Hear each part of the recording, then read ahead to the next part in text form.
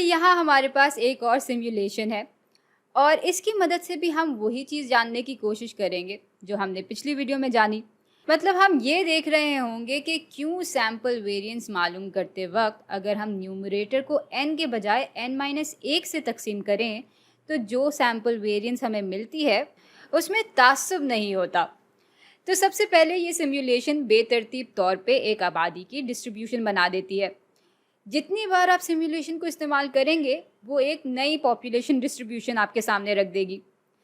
खैर, फिलहाल यहाँ पे 529 की आबादी है और इस आबादी के लिए इसने मीन और वेरिएंस भी निकाल दिया है। मीन बराबर है 10.6 के, जबकि वेरिएंस बराबर है 36.8 के। अच्छा, इसके बाद ये सिमुलेशन इस आबादी में से नमूना लेती है। मुख्तलिफ सैम्पल साइज़ यहाँ दिए हुए हैं। कुछ में 2 नुक्तों का नमूना है, कुछ में 3, 4, 5, 6, 7, 8, 9, 10। तो ये अलग अलग सैम्पल साइजेस हैं। तो ये सिमुलेशन इस आबादी से नमूने लेती जाती है और यहाँ साथ साथ शुमारियाती हिसाब भी चलता रहता है, जिसकी मदद से यहाँ हमें सैम्पल मीन और सैम्पल वेरिएंस भी मिल जाता है हर एक नमूने के लिए। चलें ज़रा इस ग्राफ पे गौर करते हैं। तो आबादी का मीन यहाँ इस लकीर से दिखाया गया है, जबकि आबादी की वेरिएंस इस लकीर से दिखाई जा रही है। अच्छा हाँ, यहाँ ये बताती चलूँ कि ये जो वेरिएंस है सैम्पल वेरिएंस, वो असल में बायस्ड सैम्पल वेरिएंस है, यानी यहाँ पे तासुब है। तो इसका मतलब ये हुआ कि सैम्पल वेरिएंस के न्यूमरेटर को सिमुलेशन ने कुल नुक्तों की तादाद से तकसीम किया है, n-1 से नहीं। चलें इसको ज़रा मैं लिख भी लेती हूँ।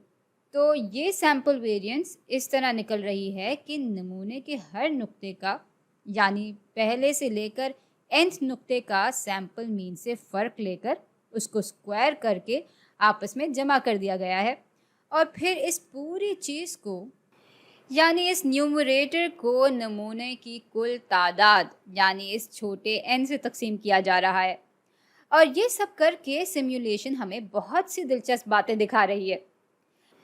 अब पहली चीज़ तो ये है कि यहाँ हमें असल आबादी के मीन से बहुत कम कदर मिल रही है। मतलब ये इक़दार तकरीबन 0 के करीब करीब है, जबकि ये सारे नुक्ते असल आबादी के मीन से बहुत ही ज़्यादा हैं। और यही बात वेरिएंस के लिए भी कही जा सकती है। जहाँ जहाँ सैम्पल मीन की कदर असल पॉपुलेशन मीन से बहुत कम है, वहाँ वहाँ सैम्पल वेरिएंस भी असल पॉपुलेशन वेरिएंस के मुकाबले में बहुत कम है। अच्छा, दूसरी बात जिस पे गौर किया जा सकता है वो ये है कि जो लाल या गहरे गुलाबी नुक्ते हैं वो छोटे सैम्पल साइज़ को दिखा रहे हैं, जबकि नीले या कासनी नुक्ते बड़े सैम्पल साइज़ को दिखा रहे हैं। और यहाँ अगर आप देखें तो जो सैम्पल वेरिएंस और सैम्पल मीन बहुत ही ज़्यादा कम या बहुत ही ज़्यादा हैं असली मीन और वेरिएंस के मुकाबले में, वो लाल रंग के हैं, जबकि हल्के गुलाबी और कासनी नुक्ते यहाँ दिख रहे हैं। और भाई ये बात समझ में भी आती है, किसी भी आबादी से बहुत ही छोटा नमूना अगर हम लें तो वाकई उस नमूने का मीन और वेरिएंस असल आबादी के मीन और वेरिएंस से कम होगा। और अब आते हैं इस चार्ट पर। यहाँ दिखाया जा रहा है कि अगर हम मुस्तकिल 2 का सैम्पल साइज़ लेते रहें और इसका मीन और बायस्ड वेरिएंस मालूम करते रहें तो वो असल पॉपुलेशन मीन और पॉपुलेशन वेरिएंस की आधी कदर के बराबर आने लगते हैं।